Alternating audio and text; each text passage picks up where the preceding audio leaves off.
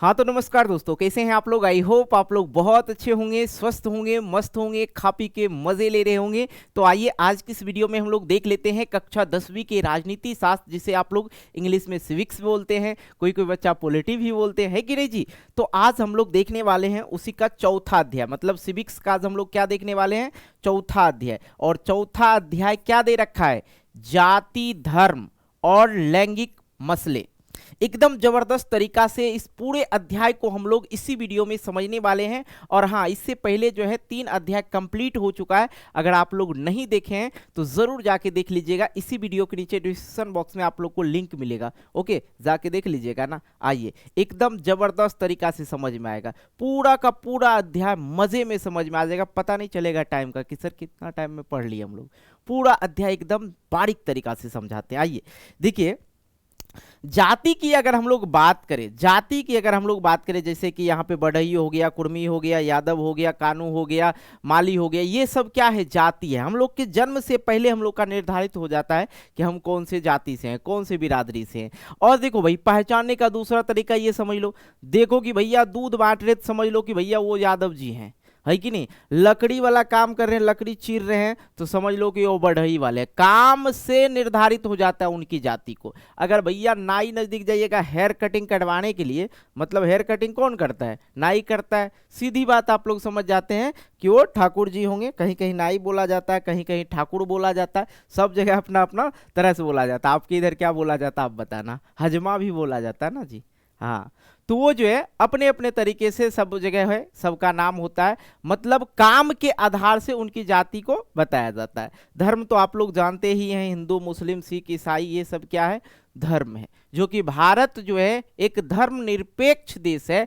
यहाँ पे किसी भी धर्म को बड़ा नहीं माना गया और किसी भी धर्म को छोटा नहीं माना गया। यहाँ पे किसी भी धर्म को राष्ट्रीय धर्म नहीं घोषित किया गया है, किसी भी धर्म को, ठीक है। सभी धर्म जो है यहाँ आपस में मिलकर रहते हैं और बड़े प्यार से रहते हैं जी। एक दो जो है, एक दो अपवाद हैं, चाहे हिंदू धर्म में हो या मुस्लिम धर्म में हो या सिख धर्म में हो या ईसाई धर्म में हो, एक दो लोग अपवाद हो जाते हैं जो एक दूसरे के धर्म को क्या करते हैं, बढ़ाते चढ़ाते हैं, मतलब उनकी धर्म को खराब बताते हैं, है कि नहीं। कुछ कुछ ऐसे लोग हैं। अब एक चीज यहाँ पे आप लोग को नहीं समझ में आएगा, सर लैंगिक मसले क्या हैं। लैंगिक मसले ये हैं कि लैंगिक मसला यही हुआ, लड़का लड़की दिखते हैं ना, आज के डेट में भी ये लैंगिक मसले हैं। लड़का लड़की की अपेक्षा क्या होता है, नहीं होता है। हालांकि लड़के का जन्म जब होता है तो माँ बाप बहुत खुश होते हैं, और वही लड़की का जन्म जब होता है तो पहले से शुरुआती दौर से टेंशन हो जाता है कि भैया शादी तक ये कैसे होगा। काहे कि आज दहेज इतना हो गया है कि पूछिए मत। और हाँ, कोई कोई कहेंगे कि दहेज लेना गलत बात है, तो दहेज लेना भी सही बात है, ठीक ना। कोई बेरोजगार लड़का से शादी करना चाहता है, बिना जॉब वाले लड़के से शादी करना चाहता है, नहीं करना चाहता है। उनको क्वालिटी वाला चाहिए, मतलब एकदम सरकारी जॉब में हो। आप प्राइवेट में हो, 20,000 रुपया कमा रहे हो, आपकी शादी होने में बहुत दिक्कत होगा, आप एक सुंदर कन्या से शादी नहीं कर पाइएगा, है कि नहीं। तो दहेज लेना गलत है, लेकिन सही नजरिया से देखिए तो वो भी सही है कि नहीं। आ जाइए, तो हम लोग जो है पूरे अध्याय को एकदम मजे से समझेंगे। धर्म, जाति, धर्म और लैंगिक मसले पे ही आज की इस वीडियो में हम लोग चर्चा करने वाले हैं। तो बेटा आप लोग को करना क्या, पूरा वीडियो को देखना होगा, मजा आ जाएगा कन्फर्म, एकदम अपनी भाषा में समझना है। ओके, वन शॉट होने वाले हैं ये वीडियो, वन शॉट ही वीडियो होगा, पूरा अध्याय कंप्लीट हो जाएगा आप लोग का। आइए सबसे पहले हम लोग समझते हैं लैंगिक असमानताएं क्या है। हालांकि हमारे समाज में महिलाओं के साथ भी भेदभाव होता ही है, आज से नहीं, पूर्वों से, बहुत पहले से ही देखा जाए महिलाओं के साथ भेदभाव होता। आज के डेट में जो महिलाएं देखते हैं वीडियो रील बना लेती है, डांस करके रील बना लेती है ना, हाँ, और छोटे छोटे कपड़े पहन लेते हैं। पहले बात को समझिएगा, कोई कमेंट मत करना इस चीज पे। छोटे छोटे कपड़े पहनते हैं और आज़ादी के तरह घूमते फिरते रहते हैं एक जगह से दूसरे जगह। यहाँ तक कि हमारी जो लड़कियां आज के डेट में अपने स्टेट से छोड़ के दूसरे स्टेट में भी पढ़ने जाती है।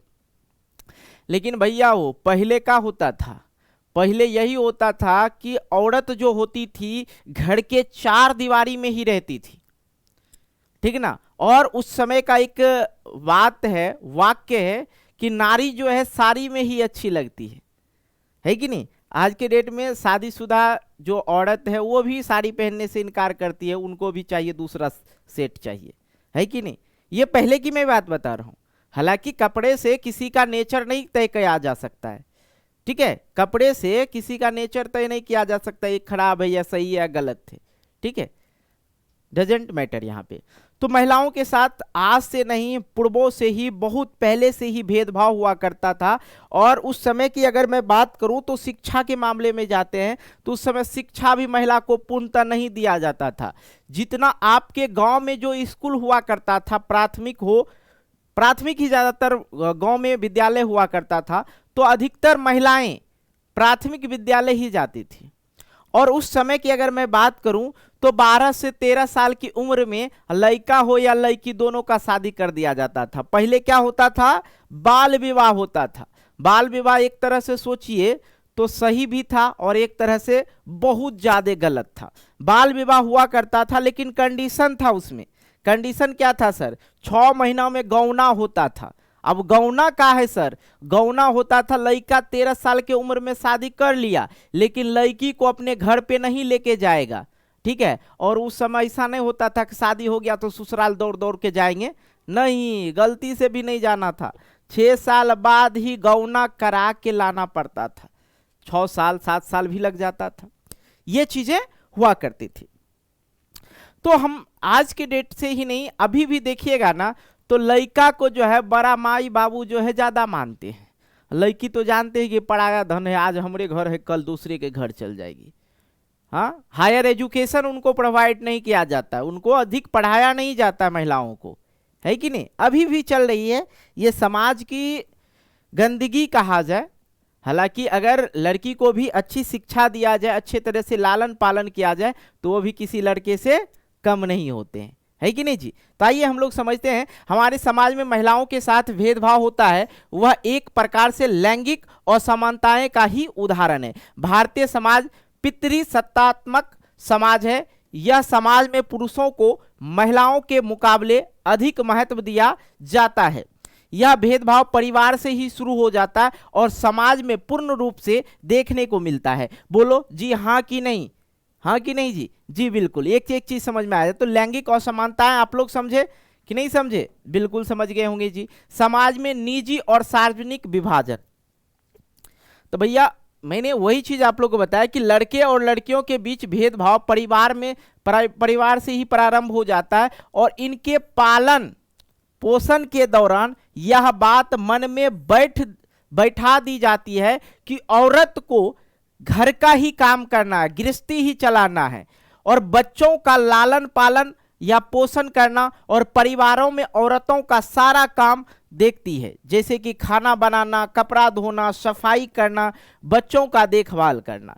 ये सब जो है लड़कियों का ही काम है। रोटी बेलना, कपड़ा धोना, खाना बनाना, खाना परोसना, ये मन में लड़कियों को आज से नहीं बहुत पहले से ही दिमाग में घुसेड़ दिया जाता है कि बेटा तुमको ससुराल में जाके रोटी बनाना है, खाना बनाना है, खाना खिलाना है, यही सब तुम्हारा काम है।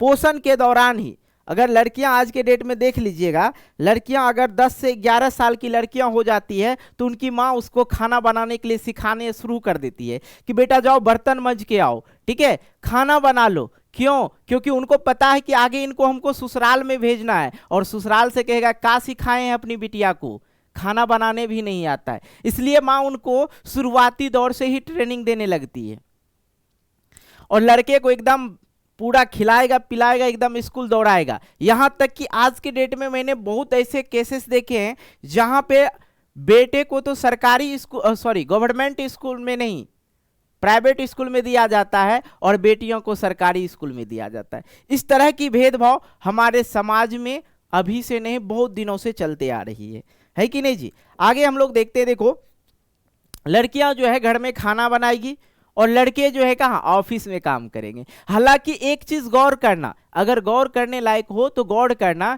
कहेंगे कि सर ऐसे कैसे होगा, समझो मेरे भाई, लड़का काम अधिक करता है या लड़की अधिक काम करते हैं। आपसे एक सवाल है मेरा कि लड़कियां अधिक काम करती हैं या लड़के अधिक काम करते हैं? तो सब कहेंगे कि सर लड़के काम करते हैं। नहीं, लड़कियां जो है सबसे अधिक काम करती है। कहोगे सर कैसे, थोड़ा सा बता दो सर। सुबह में 4 बजे औरत जगती है या लड़की जो है जगती है, ठीक है। सुबह में 4 बजे जगती है, सबके लिए चाय बनाना, सबको उसके बाद नाश्ता देना, है कि नहीं जी, सबको नाश्ता बना के देना। मॉर्निंग में 4 बजे ही सबको चाय, 5 बजे तक में चाय मिलना चाहिए, 6 बजे तक में नाश्ता जाना चाहिए, और 6:30 बजते बच्चों को भी नाश्ता बना के खिलाना पड़ता है, बच्चों को फिर नहलाना पड़ता है, ठीक है। फिर उसके बाद उसका काम शुरू होता है, फिर उसके लिए सभी के लिए खाना बनाने का काम। बच्चे के साथ साथ वो अपने पति का भी टिफिन तैयार करते ताकि ऑफिस में जाए तो उनको कोई तकलीफ ना हो, बाहर का खाना नहीं खाए, घर का खाना खाए। ओके, उसके बाद का भी काम शुरू हो जाता, शाम तक वो शुरू 4 बजे जगी और 10 बजे तक वो काम करती है। और लड़के कितने देर काम करते मेरे भाई, सिर्फ 8 बजे या 10 बजे ऑफिस जाना और फिर 4 से 5 बजे रिटर्न आना। लेकिन लड़की कब जगी, 4 बजे सुबह, और काम उनका कब पूरा हुआ, 10 से 11 बजे के बीच में, वो घर के सारे काम। फिर उसके बाद हुआ सबको खाना खिलाओ, खाना खिलाने के बाद पूरे घर की सफाई करो, सफाई करने के बाद बर्तन मांजना और क्या कहते हैं कपड़ा धोना, ये सब लड़कियों का काम है कि नहीं। तो ये चीजें होती है। लड़का जो है कहाँ काम करते हैं, बाहर में काम करते हैं, और लड़कियां कहाँ काम करती है, घर में काम करती है। देख रहे हैं ना भाभी जी एकदम टेस्ट कर रही है सब्जी को। ओके, तो ये चीजें आप लोग को समझ में आए। आगे हम लोग बढ़ते हैं, देखते हैं पुरुष घर के बाहर काम करते हैं, पुरुष भी घर के सभी काम कर सकते हैं। हालांकि हम लोग कर रहे हैं अभी। अब मान लिया जब भैया हम बैचलर में हैं, तो बैचलर लाइफ में क्या होता है, सुबह जगो, पूरा रूम साफ करो, उसके बाद खाना बनाओ खुद से। जितना एक महिला काम करती है, एक कुमारा लड़का भी काम करता है कि नहीं। हालांकि अकेला जिंदगी जीने के बाद तो ये सारा काम आपको ही करना होगा, है कि नहीं। तो पुरुष भी घर के सभी काम कर सकते हैं, लेकिन पुरुष ऐसा सोचते हैं कि ऐसे काम जो है औरतों के ही जिम्मे छोड़ना चाहिए, जिन काम को मर्द अपने घरों में नहीं करते हैं। याद रखना, यहाँ पे एक पॉइंट है, नोट करना, जिन काम को हम लोग घर में नहीं काम करते, जैसे कि झाड़ू लगाने वाला काम घर में करता है कोई, नहीं करता है। लेकिन चल जाओ, आपको नॉर्मल एक उदाहरण दे रहे हैं, चले जाओ कहाँ, रेलवे स्टेशन। रेलवे स्टेशन पे देखना पुरुष जो ऐसे ऐसे करके झाड़ू लगाता है, ठीक है। चल जाओ जहाँ पे खाना बनता, होटल जहाँ है, ठीक है, वहां पे चलो जाओ। घर में वो खाना भले नहीं बनाएगा, लेकिन बावर्ची वाला काम कहाँ करेगा, होटल में काम करेगा, वही व्यक्ति वहां पे जाके खाना बनाएगा, है कि नहीं। तो घरों में नहीं करते हैं, इन्हीं काम को घर के बाहर करते हैं। क्यों करते हैं कि भैया वहां पे उनको क्या मिलता है, पैसा मिलता है। क्यों मिलता है, पैसा मिलता है, और मिलने पे पुरुष को खुशी से काम करना पड़ता है, ये चीजें, ठीक है। अब देखो भैया, सिलाई कटाई का काम पुरुष घर में कभी नहीं देखे होगे करते हुए, लेकिन पुरुष जो है सिलाई, जैसे सिलाई कटाई करना, होटल में खाना बनाना, साफ सफाई करना, ये सब पुरुष का ही काम है, ठीक है। लेकिन घर में महिला के जिम्मे छोड़ेंगे ना, तुम्हारा काम है यार, मैं रोटी बना के खिलाऊंगा। ओके, आइए आगे हम लोग बढ़ते हैं, देखते हैं। महिलाएं अपने घरों पर तथा घरों के बाहर भी मेहनत का काम करती है, लेकिन उनके इस कार्य को अधिक महत्व नहीं दिया जाता है, इनके कार्य को मूल्यवान नहीं माना जाता है। कहा जाता है, सीधी सी एक उदाहरण है, घर की मुर्गी दाल बराबर, है कि नहीं जी। नगरों में ऐसे कई उदाहरण देखने को मिलते हैं जहां कोई गरीब स्त्री किसी मध्यम परिवार के घर में नौकरानी का कार्य करती है, और उस मध्य वर्ग परिवार की महिलाएं किसी दफ्तर में जाके कार्य करती है। देखो कि जो मिडिल क्लास के जो लोग होते हैं या हायर क्लास के जो लोग होते हैं, वो नॉर्मल जो फैमिली है उनके यहाँ से एक बाई रखते हैं, ठीक है, और अपने जाके कहाँ काम करेगी, ऑफिस में, और घर का काम किससे करवाएगी, दूसरे से, भले उनको पैसा देना पड़े, कोई दिक्कत की बात नहीं। हम 50,000 रुपया अगर महिला सैलरी कमाने लगी, 50,000 रुपया कमाने लगी, समझ लो महिला जो है वो नौकरानी जरूर रख लेगी, है कि नहीं जी। कि भैया हम दफ्तर चले जाते हैं, जगने में दिक्कत होती है, एक महिला को रख लेते हैं, 10,000 रुपया देना है तो क्या दिक्कत है। लेकिन इतनी मेहनत के बाद भी उनके कार्य को अधिक महत्व नहीं दिया जाता है। महिला कितनो बड़ा काम करे, उनको कोई महत्व नहीं दिया जाता आज के डेट में भी, है कि नहीं।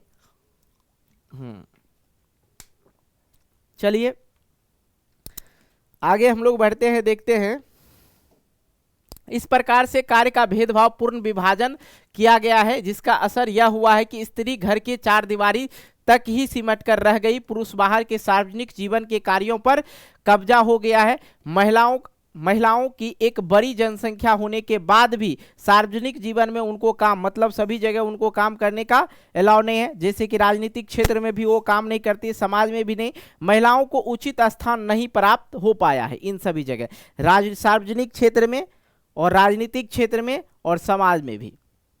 ओके, आगे हम लोग बढ़ते हैं, देखते हैं यहाँ पे नारीवादी आंदोलन क्या है। नारीवादी आंदोलन क्या है, मतलब कि नारियों के पक्ष में कोई आंदोलन हो तो उसे ही नारीवादी आंदोलन कहा जाता है। दुनिया के विभिन्न समाजों में महिलाओं के साथ इन तरीकों के भेदभाव देखने को मिलता है। पहले सिर्फ पुरुष को ही बाहर के कार्य करने, चुनाव लड़ने, वोट देने की अनुमति थी। ठीक है, पहले तो महिला को वोट देने की भी अनुमति नहीं थी, लेकिन धीरे धीरे महिलाओं के अधिकार के लेकर आवाजें उठने लगी। दुनिया के विभिन्न हिस्सों में महिलाओं का संगठन बनाया गया और इसके लिए आंदोलन भी महिलाओं ने क्या कि हमें भी बाहर का काम करना है। आज के डेट में देख रहे हैं ना, महिलाएं जो है पुरुष के कंधे से कंधे मिला के कार्य करती। जैसे कि एक नॉर्मल उदाहरण दे कि भैया आप बिहार पुलिस हैं तो देखते हैं ना, कांस्टेबल भी बिहार पुलिस, महिला भी महिला कांस्टेबल और पुरुष कांस्टेबल।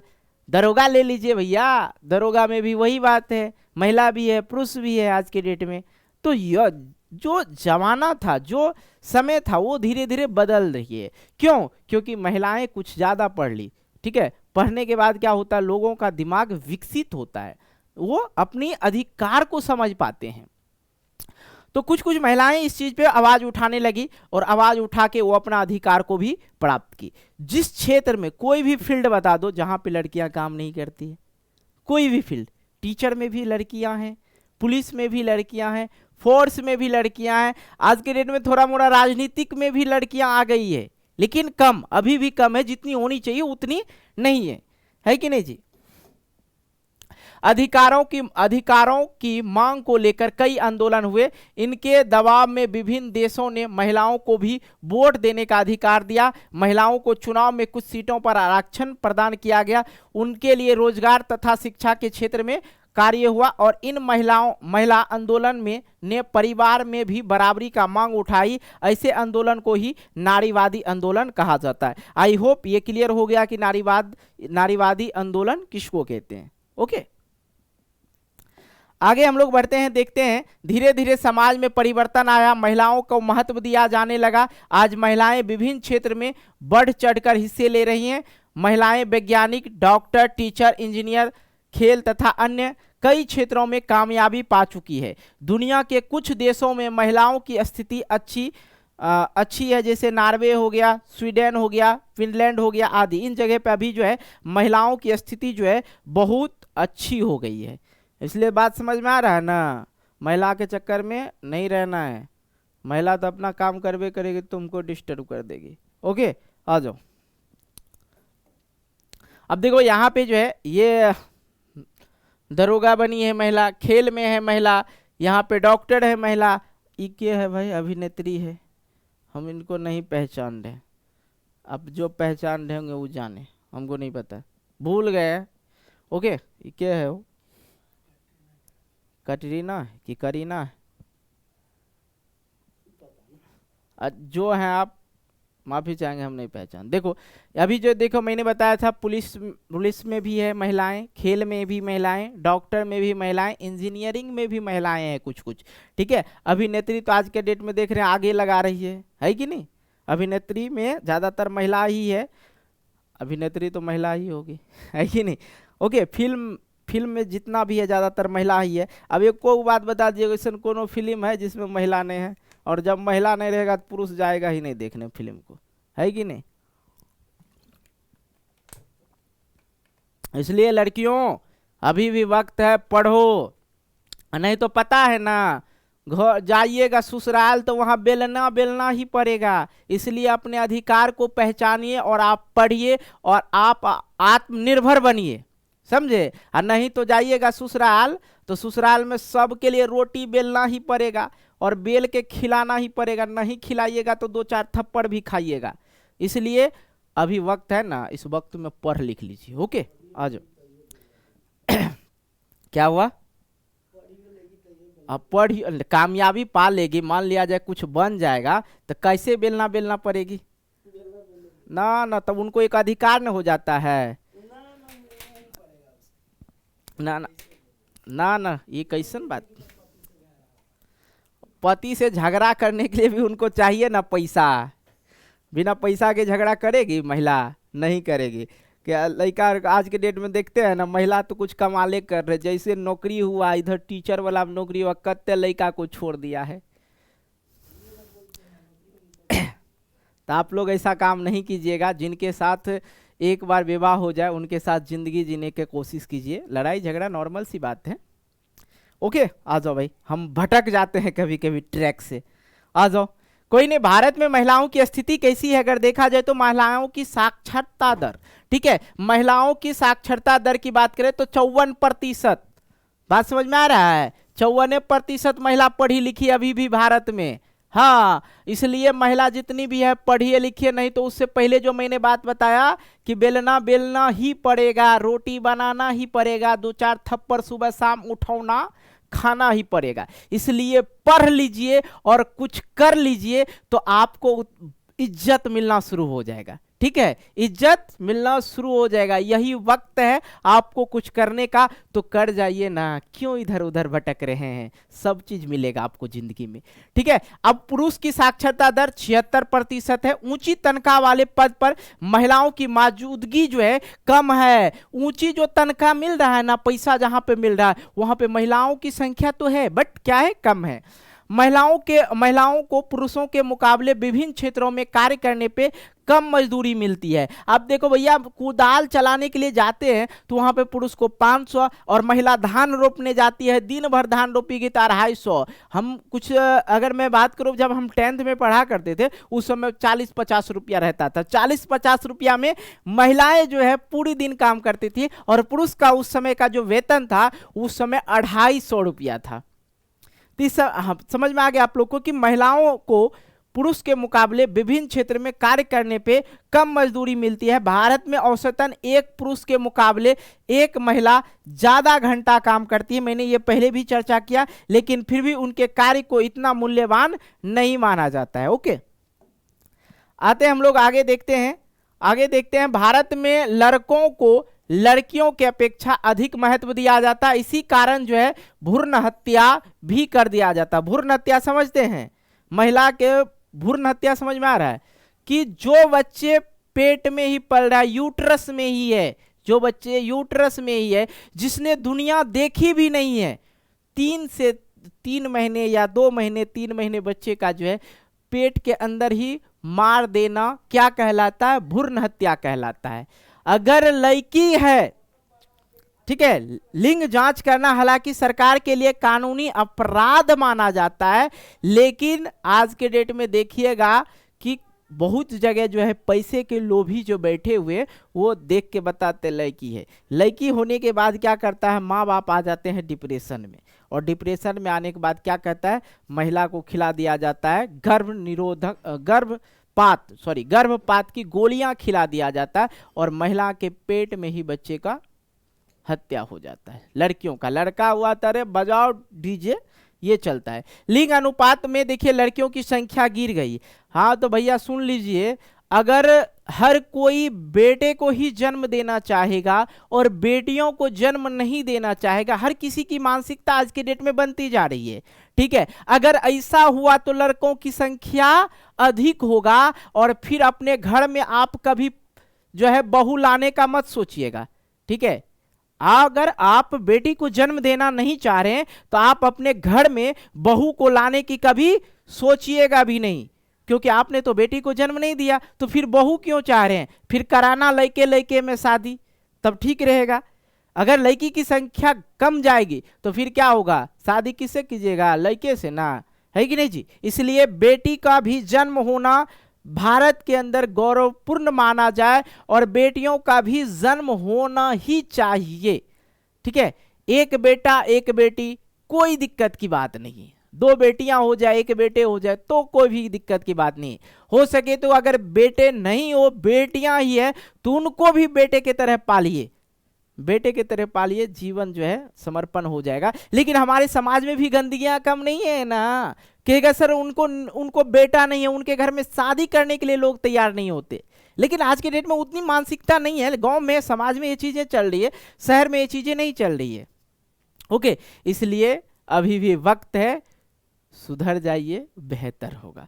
ठीक है, भारत में कई जगह पे लिंग अनुपात 800 से भी नीचे चला गया है। महिलाओं के साथ घरेलू हिंसा, मारपीट के मुद्दे अधिक होते हैं। भारत समाज में दहेज प्रथा भी एक बड़ी समस्या है जो महिलाओं का शोषण करती है। आज के डेट में ये चीजें जो है दहेज प्रथा, एक चीज देखो, हमें सच्चाई बोलने में कभी भी किसी भी वक्त हमें डर नहीं लगा है। ठीक है, तो यहां पे हम किताब पढ़ा रहे, हालांकि दहेज प्रथा एक बड़ी समस्या थी, बात समझिएगा। ठीक है, दहेज प्रथा एक बहुत बड़ी समस्या थी, लेकिन आज के डेट में बड़ी समस्या नहीं है। ठीक है, आज के डेट में जो लड़कियां होती है ना, किसी भी प्रकार से लड़के से झगड़ा हो गया, एक चाट दे दिया ना, तो सीधा उन पे जाके केस करती है, दहेज केस, और लड़का जो है जाके वहां पे जेल में जाके घूमते रहता है। कुछ भी हो जाए, 2-4 थप्पड़ दे दो, किसी भी प्रकार से लड़कियां डायरेक्ट फंसा देगी दहेज केस में। एक समय था जिस समय में ऐसी प्रताड़ित किया जाता था महिलाओं को, लेकिन आज उल्टा फंसाया जाता। कुछ कुछ जगह अभी भी हो सकता है कि दहेजों के लिए महिलाओं को प्रताड़ित किया जाता है, जला दिया जाता था, लेकिन अभी वो मामला नहीं। अभी तो ज्यादातर मामला है फंसाने का, फंसा दो, 2-4 थप्पड़ मारा, माँ बाप का सपोर्ट मिला और क्या होगा, फंसा दिया। और सबसे बड़ी बात, एक मैंने पढ़ा था, उसमें लिखा हुआ था, अगर महिला जो है, अगर महिला का जो है कांटेक्ट ज्यादा अपने घर वालों से, जैसे कि कोई भी महिला है, अगर उनकी माँ बाप भाई बहन से ज्यादा कांटेक्ट हो रहा है तो उनका घर ज्यादा ही जल्दी ही विवादित में आ जाता है, हमेशा याद रखना। और कोई भी महिला हो, शादी होने के बाद माँ पिता से नॉर्मल बात करें, अगर ज्यादा बात करेंगे तो फिर विवादित होना संभव है। क्योंकि ये मैं नहीं कह रहा हूं, मेरा ये शब्द नहीं है, मैंने ये कहीं पढ़ा था। आज के डेट में तो रील के दुनिया में तो देखते हैं बहुत सारी चीजें सीखने को मिलता है। हाँ, हकीकत है, अगर आपके शादी हो चुका है तो आपको अपने परिवार को मतलब एक तरह से रिलेटिव मानना है। ठीक है, जो आपका रियल परिवार है वो आपके ससुराल वाले हो गए। ठीक है, अगर आप अपनी सासू माँ को अपने माँ के तरह देखेंगे तो आपकी सासू भी माँ भी अगर आपको बेटी की तरह देखेंगे तो भैया बताओ झगड़ा होगा? नहीं होगा, वो प्यार आएगा। लेकिन महिलाओं के मन में बैठ जाता, ये मेरी पुतौह है, बहू है, वो कहती है सास है, अपनी माँ थोड़े है जो हमको उतनी तरह से मानेगी। अरे मान सकती है, आप अपने आप को सुधार के देखिए तो सामने वाला इंसान भी आपको मान सकते हैं। रास्ते में कभी जाते हैं, कोई रिलेशन नहीं होता, कोई संबंध नहीं होता उनसे, हम बोल देते हैं कि भैया थोड़ा हमको जगह दे दीजिए ना। अगर इतना प्यार से हम बोले ना कि भैया हमको थोड़ा जगह दे दीजिए, जरूर वो जगह देता है कि नहीं? क्योंकि हमने वहां पे संबंध बनाया। क्या बनाया? संबंध। भैया और प्यार से बोले। यही मुंह जो है ना लोगों को पान खिलाता है और यही मुंह जो है चप्पल जूतों खिलाता है। इसलिए जब भी बोले, अपने वर्ड को जब भी आप किसी के सामने व्यक्त करें तो सोचे कि सामने वाले इंसान को कैसा लगेगा। ये नहीं कि जो मुंह में आया बोल दिए, तो फिर आप इंसान नहीं हैवान है। ओके, आ जाओ भाई, समझते हैं आगे। तो जो महिलाओं के साथ शोषण करता था, ये दहेज प्रथा आपको समझा दिए, है कि नहीं? आज ये आगे हम लोग बढ़ते हैं, महिलाओं को राजनीति में प्रतिनिधित्व। आइए समझते हैं। नारीवादी ऐसे मानते हैं, नारीवादी जो है कुछ ऐसे मानते हैं, नारीवादी जो लोग होते हैं, महिलाओं के साथ होने वाले भेदभाव तब तक समाप्त नहीं हो सकता है जब तक महिला को सत्ता पर नियंत्रण नहीं होगा। मतलब जब तक, कह रहा कि जो नारीवादी लोग हैं उनका कहना है कि महिलाओं के साथ ये भेदभाव तब तक समाप्त नहीं हो सकता है जब तक महिला जो है सत्ता पर नियंत्रण नहीं करेगी। इसका तरीका यह है कि जनता द्वारा चुने गए प्रतिनिधियों में महिलाओं की संख्या बढ़ाई जाए। भारत के संसद में तथा भारत के विधान सभाओं में महिलाओं की नेता की संख्या बहुत ही कम है। हालांकि एक बात याद रखिएगा, अब देखिए बिहार की जो मुख्यमंत्री, सबसे पहली मुख्यमंत्री महिला जो थी वो मूर्ख थी, ठीक है, उनको वो बहुत बड़ी मूर्ख थी, लालू प्रसाद यादव जी की पत्नी राबड़ी देवी जी। और राबड़ी देवी जी एक बार ही मुख्यमंत्री बने, ठीक है, उनके बाद आज तक महिला जो है, कोई महिला आज तक जो है मुख्यमंत्री पद पे नहीं आया है।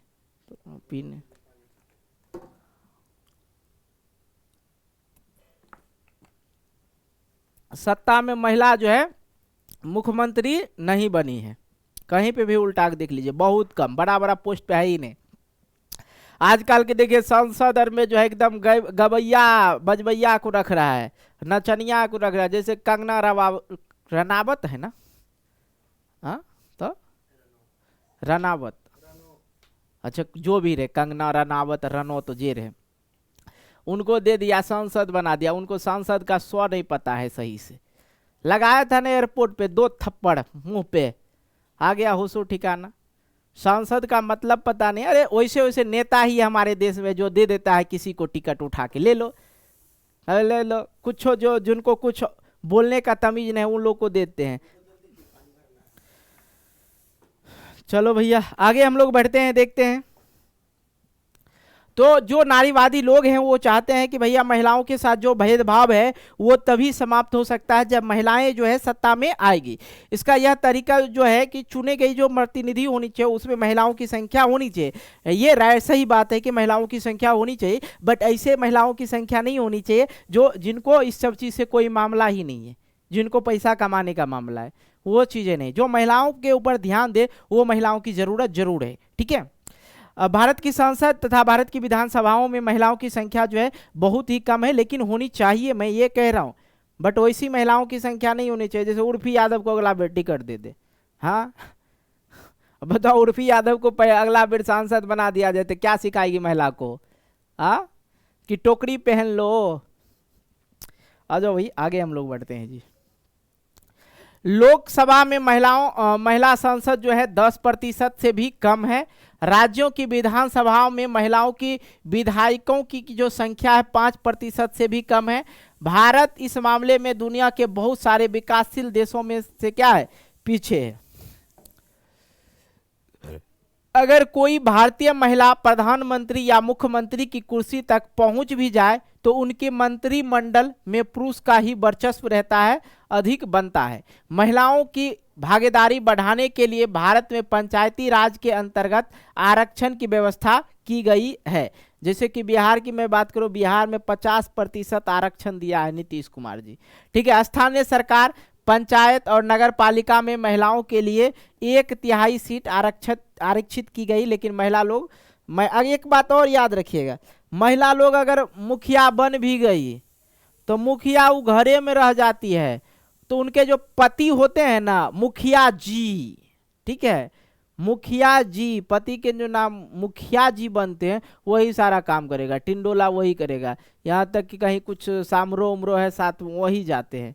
महिला सिर्फ घरे में बैठल रहती, कोई बात करना है तो वही करेगा, है कि नहीं। तो ये चीज़ें होती है, नहीं होनी चाहिए, जिनका जो पद है वही होनी चाहिए। महिला संगठन ने मांग की है कि लोकसभा और राज्य के विधानसभाओं में महिलाओं की 1/3 सीट का आरक्षण देना चाहिए, लेकिन यह मामला अभी वर्षों से लंबित पड़ा है, मतलब प्रोसेस में ही पड़ा है, अभी तक इस चीज को पूर्ति नहीं किया गया। आगे हम लोग बढ़ते हैं, देखते हैं धर्म, सांप्रदायिक और राजनीति। धर्म सांप्रदायिकता का मतलब हो गया धर्म के पक्ष, ठीक है। अब देखो भारत में विभिन्न धर्मों का भारत जो है विभिन्न धर्मों को मानने वाला लोग रहते हैं, भारत के अंदर जो है विभिन्न धर्म मानने वाले लोग रहते हैं, है कि नहीं जी। इनमें विभिन्न धर्मों के लोगों के बीच आपसी मतभेद भी हो जाता है, और ऐसा मतभेद कभी कभी एक ही धर्म के लोग के बीच में होता है। महात्मा गांधी ने धर्म को नैतिक मूल्यों से जोड़कर देखा। भारत देश में मानव अधिकार समूह ने कहा कि देश में सांप्रदायिक दंगों में अधिकतर अल्पसंख्यक लोग मारे जाते हैं। जो धर्म के लिए लड़ाई लड़ा जाता है, धर्म के लिए जो लड़ाई होती है, अधिकतर इस मामले में जो है सांप्रदायिक दंगों में अधिकतर अल्पसंख्यक लोग, जिसकी संख्या कम होती है, वही लोग मारे जाते हैं। भारत सरकार को अल्पसंख्यकों को के लिए रक्षा के लिए विशेष कदम उठानी चाहिए, जिनकी संख्या कम है, जिस जाति का, जिस धर्म का। सांप्रदायिकता का मतलब होता है धर्म, और धर्म, आइए समझते हैं सांप्रदायिकता राजनीति क्या होता है। ये सब चीज यही में समझना हम लोग को। ओके, अपने धर्म को सर्वश्रेष्ठ मानना और दूसरे धर्म से नफरत करना सांप्रदायिकता कहलाता है। क्या कहलाता है? सांप्रदायिकता कहलाता है। सांप्रदायिक का मतलब हो गया धर्म। अपने धर्म को सर्वश्रेष्ठ मानना और दूसरे के धर्म से नफरत करना सांप्रदायिकता कहलाता है। कहते हैं कि मान लिया जाए भाई, कोई भी किसी भी धर्म से हो, मैटर नहीं करता, मैं यहाँ पे एज योर टीचर, उस तरह से एज योर फ्रेंड, उस तरह से मैं समझाना चाह रहा हूँ। देखो, जैसे कि देख लीजिए कि हिंदू धर्म के लोग कहेंगे हिंदू बहुत बड़ा धर्म है, विशिष्ट धर्म है, हिंदू से बड़ा कोई धर्म नहीं है।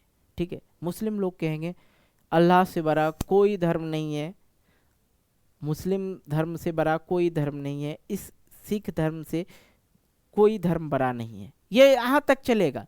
लेकिन अगर मुस्लिम लोग कहेंगे कि हिंदू धर्म खराब है, तो फिर गलत है, वो चीज़ें गलत है। हाँ, आपका धर्म बड़ा है, अच्छी बात है, लेकिन मेरे धर्म को मत बताइए कि इसका धर्म गलत है कि नहीं? तब तो फिर मारधार एक्शन से भरपूर हो जाता है। कोई भी धर्म जो है ना, छोटा बड़ा कोई नहीं है, सब एक ही है। परमात्मा जो है एक है, समझे? यहाँ पे आज आके लोग जो है धर्म बदल दिए हैं। हिंदू हो गया, मुस्लिम हो गया, सिख हो गया, ईसाई हो गया, ये सब धर्म अपने अपने बनाए हुए धर्म है। वैसे कोई धर्म नहीं है, कोई जाति नहीं है। विश्व में देखा जाए तो दो जाति, एक नर और मादा, स्त्री और पुरुष, दो जाति ही आता है। यह सामान्य तब शुरू होता है जब राजनीति धर्म अपना दबदबा बनाने लगता है, क्योंकि किसी भी देश में अन्य धर्मों के लोग भी रहते हैं। ऐसे में जो समुदाय बहुसंख्यक मतलब बहुत सारे होते हैं, जिसकी संख्या ज़्यादा होती है, वह अपने धर्म को श्रेष्ठ मानते हैं, दूसरे धर्म के खिलाफ मांगे या विरोध करने लगते हैं। ठीक है, उसके खिलाफ क्या करने लगते हैं? विरोध करने लगते हैं, है कि नहीं जी?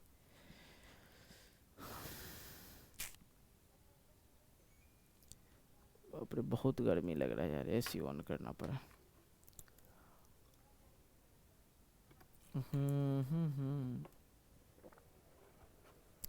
तो हम बताते बताते भूल ही गए थे।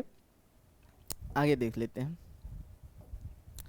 कि जिन बच्चों ने अभी तक हमारे पेड कोर्स नहीं परचेज किए हैं, तो मेरे भाई जल्दी से कर लो। बहुत ही सस्ता मैं आप लोग के लिए प्रोवाइड करता हूं, ताकि कोई भी निम्न कोटि के बच्चे हो आराम से पढ़ ले। पैसे के वजह से किसी की पढ़ाई ना छूटे, इसलिए हम लोग अपनी फ़ी जो है बहुत कम रखते हैं। ठीक है। अब देखो, ये जो है आप लोग को इस नंबर पे कांटेक्ट कर लेना है, 8581802929। ठीक है। इस नंबर पे आप लोग को क्या कर लेना है, व्हाट्सअप कर लेना है और कहना है सर मुझे पंकज स्टडी सेंटर का कोर्स परचेज करना है। ठीक है। और वो जो है आपको बता देगा कैसे। और इसकी जो अभी फ़ी है 299 रुपया है। आई होप ये बहुत ही कम है। ठीक है। अगर आप लोग लाइव टेस्ट देना चाहते हैं, टेस्ट सीरीज देना चाहते हैं, टेस्ट सीरीज जो है, टेस्ट सीरीज के लिए फ्री ऑफ कॉस्ट है टेस्ट सीरीज। आप लोग को क्या करना होगा, सुबह शाम टेस्ट सीरीज देना होगा। कैसे देना होगा सर? आप लोग को गूगल या क्रोम ब्राउजर में सर्च कर लेना है। क्या सर्च कर लेना है? Pankaj study centre. ठीक है, studycenter.com सर्च कर लेना। पहला वाला वेबसाइट आएगा, उस पर आप लोग को क्लिक कर लेना और क्लिक करते ही आप लोग अपना स्टेट देख लेंगे।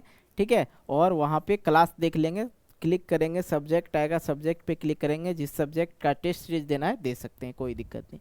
तो आप लोग जल्दी से कोर्स को परचेज कर लीजिए और मज़े से सभी विषय को आप लोग पढ़ सकते हैं। आइए, जब सरकार अपनी सत्ता का इस्तेमाल किसी एक धर्म के पक्ष में करने लगती है, ऐसे में स्थिति खराब होने लगता है। अगर सरकार चाहे कि हिंदू धर्म के ही पक्ष में सभी कुछ हो, मुस्लिम धर्म के ही पक्ष में ये चीजें हो, तो क्या होगा? स्थिति खराब होगा। फिर क्या होगा? मारधार एक्शन से भरपूर होगा। यदि राजनीति सांप्रदायिक सोच पर आधारित होती तो इससे विभिन्न समुदाय के बीच क्या होने लगेगा, मतभेद होने लगेगा। ठीक है, यदि सांप्रदायिक राजनीति होगी तो अलग अलग धर्म के लोग के हित अलग अलग होगा। ठीक है, इससे विभिन्न समुदाय के बीच में क्या होगा, टकराव होगा। और नेता लोग ऐसा ही करते हैं, हिंदू मुस्लिम को लड़ाने का काम करते हैं और जनता लोग भी बेवकूफ़ बन जाते हैं। वो नहीं सोचते हैं का ये लोग का ये चर्चा, हाँ एक दिन पोल जरूर खुल जाएगा, चाहे कोई भी नेता हो, पोल जरूर खुल जाएगा, लोग को समझ में जरूर चला आता है। 5 साल बेवकूफ़ बनाएगा, 10 साल थोड़े बेवकूफ़ बनाएगा। ओके, आ जाओ। दूसरे धर्म के लोग एक ही देश में समान नागरिकता के तरह नहीं रह सकेंगे। एक धर्म के लोगों का वर्चस्व होने लगेगा या फिर उनके लिए अलग राष्ट्र बनाना पड़ सकता है कि नहीं जी। अगर धर्म पे राजनीतिक होगा तो क्या होगा उनके लिए, फिर तो अगर उन्हीं के धर्म के कह दिया जाए, इसी धर्म को नौकरी दिया जाएगा, इसी धर्म के इस दूसरे धर्म से मतभेद किया जाएगा, तो लोग रूठ जाएगा कि हम एक देश में रह रहे हैं, हमारे साथ भेदभाव हो रहा है, हम ऐसा करते हैं, हम दूसरा राष्ट्र मांग लेते हैं, दूसरा राष्ट्र बना लेते हैं। ये क्या होने लगे, दिक्कतें होने लगी। इसलिए सांप्रदायिक राजनीतिक नहीं होनी चाहिए, धर्म पे राजनीतिक तो बिल्कुल भी नहीं होना चाहिए। ठीक है, लेकिन हो रही है आज के डेट में।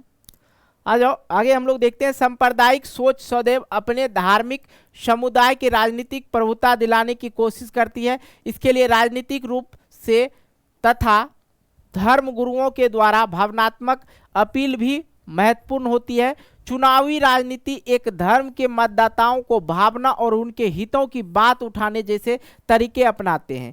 जो चुनावी राजनीतिक होता है, जो वो बोलते हैं कि हम तो आपके धर्म से हैं, हम हिंदू धर्म से हैं, हम मुस्लिम धर्म से, हम अपने हिंदू भाई के लिए अच्छा सोचेंगे, मंदिर का निर्माण करेंगे, मस्जिद का निर्माण करेंगे, तो फिर क्या होगा फिर चुनावी राजनीति में धर्म की मतदाताओं को भावना, उनके हितों की बात उठाने जैसे तरीके अपनाते हैं। कौन? सांप्रदायिक राजनीतिक। कई बार सांप्रदायिकता के कारण विभिन्न संप्रदाय के लोग जो है, विभिन्न धर्मों के जो लोग हैं, वो उनके बीच में क्या होता है, हिंसा होने लगता है, दंगा होने लगता है, मारधार होना शुरू हो जाता है। धर्मनिरपेक्ष शासक। भारत जो है धर्मनिरपेक्ष देश है। ठीक है, भारत एक विशाल देश है, यहाँ सभी धर्मों को मानने वाले लोग रहते हैं। ऐसे सांप्रदायिकता भारत के लिए एक चुनौती थी। ठीक है, हमारे संविधान निर्माताओं ने इस चुनौती को समझा और भारत को धर्मनिरपेक्ष राज्य बना दिया, क्योंकि भारत में सभी धर्म के लोग रहते हैं और आपसी मेल मिलाप जो है बहुत अच्छा है। ठीक है, हालांकि मान लिया जाए कि नॉर्मल सी बात बताते हैं, ऊपर वाले लोग आपको हमेशा लड़ाने का ही काम करेंगे, लेकिन एक गौर कीजिए, अब मान लिया जाए हिंदू मुस्लिम का घर एक ही जगह, अरे भैया घर तो है ही सबका एक जगह। ठीक है, हिंदू मुस्लिम का घर एक ही जगह है।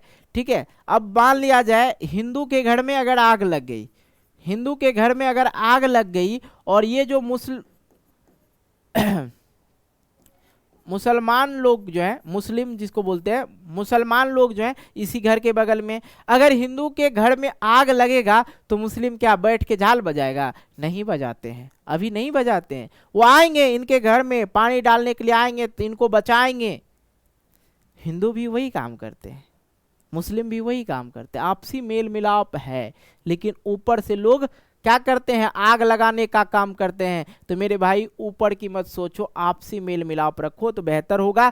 हमारे संविधान निर्माताओं ने इस चुनौती को समझा और धर्मनिरपेक्ष राज्य बना दिया।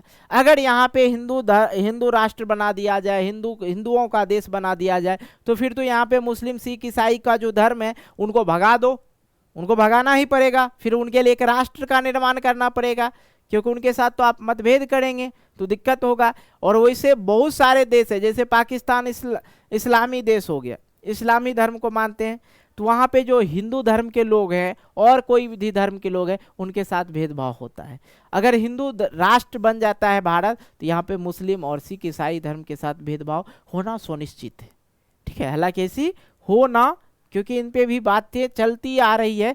तो संविधान निर्माता कौन थे? भीमराव अंबेडकर। एक दलित परिवार के लड़का था और जो अपनी पढ़ाई के लिए स्कूल में नहीं, स्कूल के बाहर से पढ़ता था, टटिया लगा रहता था, टट्टी, उसके बाहर वो बैठ के पढ़ा करता था। और उसने पूरा माहौल बदल दिया। क्या बदल दिया? पूरा भारत का संविधान लिख दिया, पूरा नियम लगा दिया, नियम लिख दिया उसी ने। आप तो फिर भी स्कूल के अंदर आके पढ़ते हैं, क्लास के अंदर आके पढ़ते हैं, तो आप काहे ना बदल दीजिएगा जी। आपके अंदर भी क्या होनी चाहिए? जुनून होनी चाहिए। आइए आगे हम लोग बढ़ते हैं जी। आगे देखते हैं, भारत का कोई भी राजनीतिक धर्म नहीं मानता। भारत जो है किसी को राष्ट्रीय धर्म नहीं मानता है। जैसे श्रीलंका हो गया बौद्ध धर्म मानता है, पाकिस्तान हो गया इस्लाम धर्म मानता है। भारत का संविधान किसी भी धर्म को विशेष दर्जा नहीं देता है।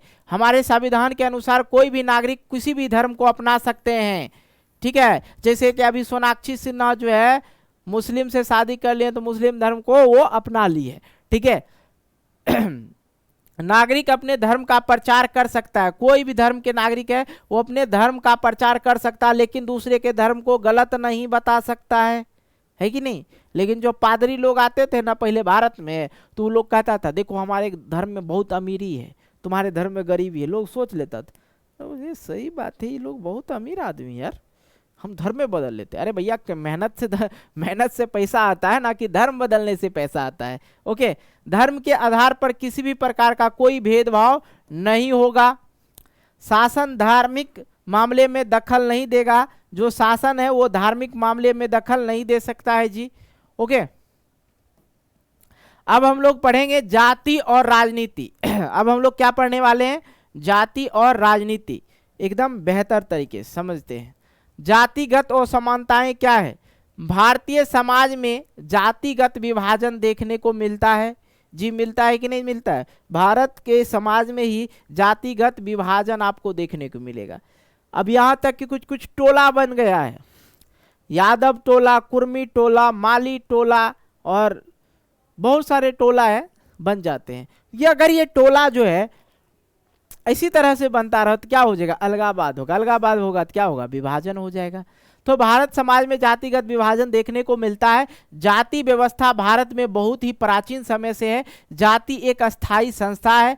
एक जाति समूह के लोग एक या फिर मिलते जुलते पेशे से संबंधित होते हैं। विवाह में जाति का बहुत बड़ा महत्व है भैया, विवाह में जाति का बहुत बड़ा महत्व है। अगर आप लोग लव सब कर रहे हैं ना, तो अपने जाति धर्म से कीजिएगा, थोड़ा मैटर सुलझ सकता है। लेकिन जैसे ही दूसरे धर्म या दूसरे जाति से अगर आप लव अब करिएगा तो फिर मैटर सुलझेगा नहीं, मैटर उलझेगा। लास्ट में लड़की ये भी कह के चल जाएगी हम आपके जाति का न है इसलिए हमारे घर वाले नहीं मानते। रे लड़की बेवकूफ़ बना रही थी, इतना दिन से प्यार की कथिल कर रही थी, कपार चाटने के लिए है। आज कह रही जाति नहीं है, धर्म नहीं है, मारो 2-4 थप्पड़ मुंह में।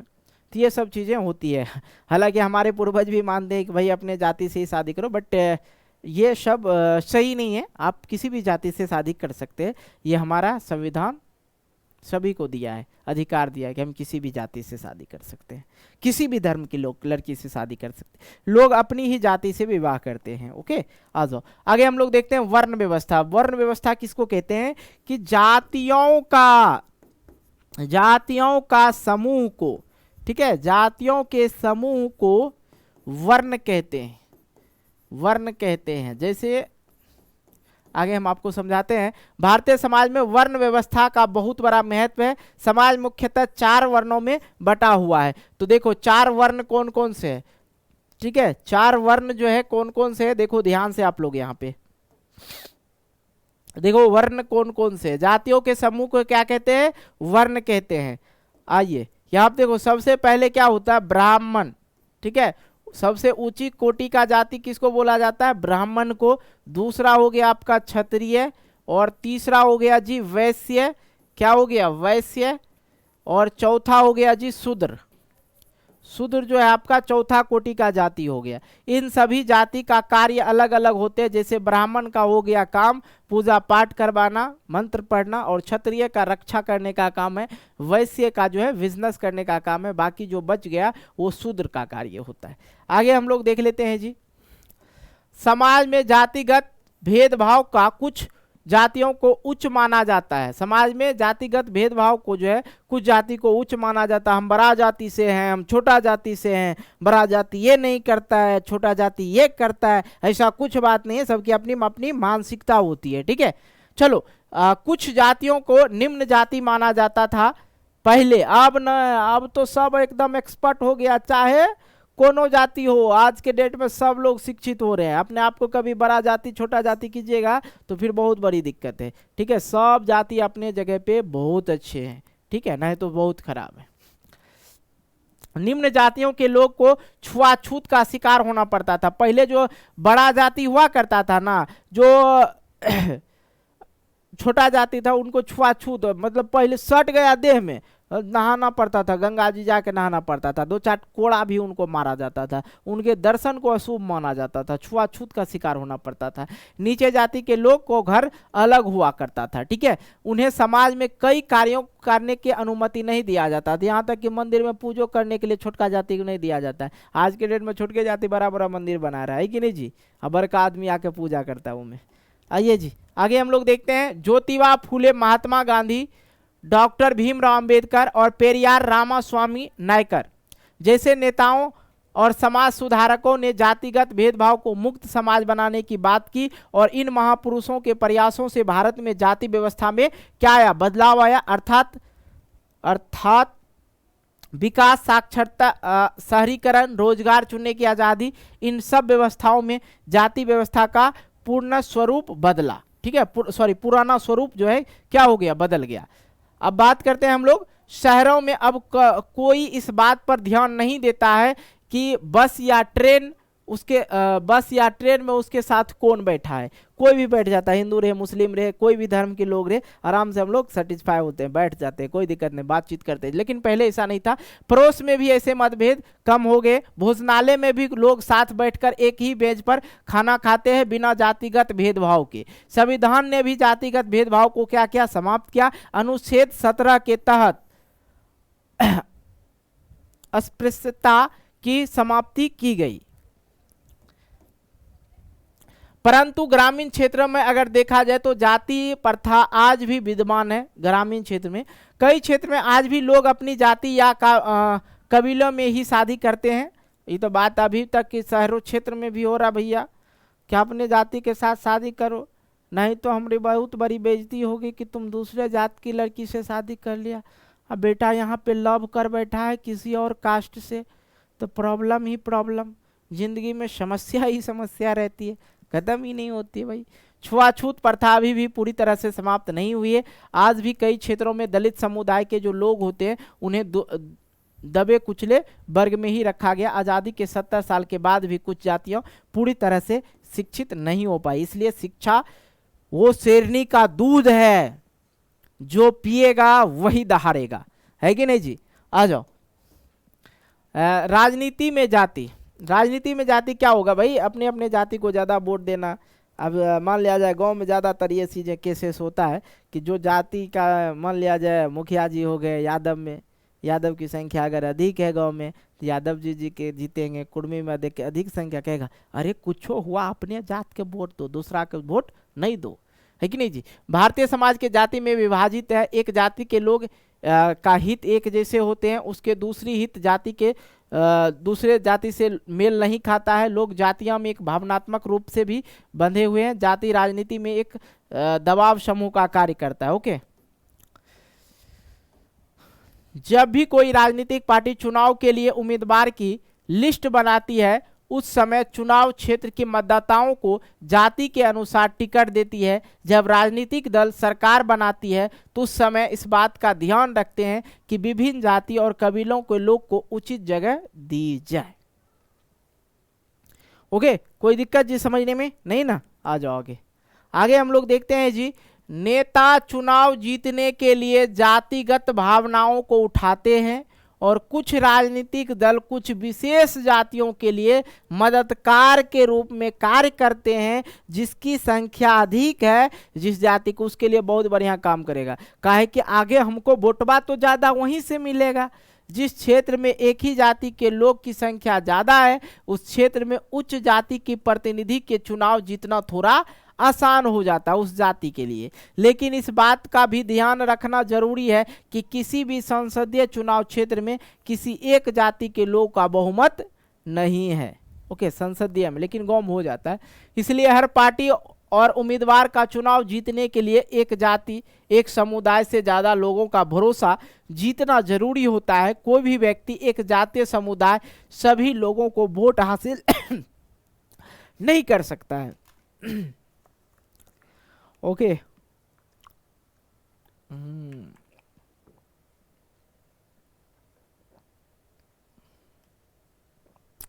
अगर किसी चुनाव क्षेत्र में एक ही जाति के लोग का वर्चस्व है तो ऐसे में उनकी पार्टियां उसी जाति के उम्मीदवार को खड़ा करते हैं। लोग देखते हैं ना, आज के डेट में देख लेता है विधानसभा, विधानमंडल क्षेत्र में देख लेता है वो विधान क्षेत्र में जो है कितना विधानसभा में कितना कौन जाति का संख्या अधिक है, वही जाति को दे देगा टिकट ताकि वो जीत सके। लेकिन ऐसा कुछ हो नहीं पाता। जाति के अंदर राजनीति, जाति के अंदर भी राजनीति, जाति राजनीति ग्रस्त हो चुकी है। हर जाति खुद को बड़ा बनाना चाहती है। ऐसे में जातियां अपने अन्य उपजातियां जो उनके उपजाति है उनके साथ लाने का प्रयास करते हैं। जैसे कि कोयरी हो गया, कुर्मी हो गया, और कोयरी, कुर्मी, धानुक, ये सब जो है उपजाति ही है, तो एक साथ प्रयास करता है कि मिल जाए। क्योंकि एक जाति सत्ता में अपने दम पर कभी भी कुछ नहीं कर सकती, इसलिए ज़्यादा राजनीति ताकत पाने के लिए दूसरी जातियां तथा समुदाय के साथ लाने का प्रयास किया जाता है। इस प्रकार से जाति राजनीति में कई तरह की मुख्य भूमिका भी निभाती है। राजनीतिक पार्टियां वोट पाने के लिए सामाजिक समूह और समुदाय को अपनी ओर करने का प्रयास करती है। सिर्फ जाति आधारित राजनीतिक लोकतंत्र के लिए सही नहीं है। इससे अक्सर गरीबी, विकास, भ्रष्टाचार जैसे मुद्दे से लोगों का ध्यान भटकता है। कई बार जातिवाद के कारण तनाव, टकराव, हिंसा जैसी घटनाएं होती रहती। जातिवाद तो अभी भी भारत में है, ये पूर्णतः खत्म नहीं हुआ, लेकिन पहले इतना अभी भी नहीं है, ठीक, क्योंकि लोग जो है अब शिक्षित हो गए। ठीक है। तो भैया हो पूरा अध्याय आप लोग का वादे के मुताबिक हमने समाप्त किया। आई होप आप लोग को पूरा अध्याय समझ में भी आया होगा। और आप लोग क्या कीजिएगा, इस वीडियो को पहले ने वीडियो को ने चैनल को सब्सक्राइब कर लीजिएगा। अरे भैया सब्सक्राइब के नाम होता है, सब्सक्राइब कर लीजिएगा, एगो लाइक कर दीजिएगा, एगो शेयर कर दीजिएगा, और यहाँ पे कमेंट करके ज़रूर लिखिएगा कैसे हैं, कहाँ से हैं। ठीक है, ये चीज़ें ज़रूर लिख देना आप लोग को। बाकी ये अध्याय आप लोग का पूर्णतः समाप्त हो गया मज़े मज़े में। ठीक है। ओके, पूरा अध्याय कंप्लीट। वीडियो को शेयर करना, और इस अध्याय का भी क्वेश्चन आंसर हम करवा ही रखे हैं, तो जाके प्लेलिस्ट में चेक कर लीजिएगा। ठीक है।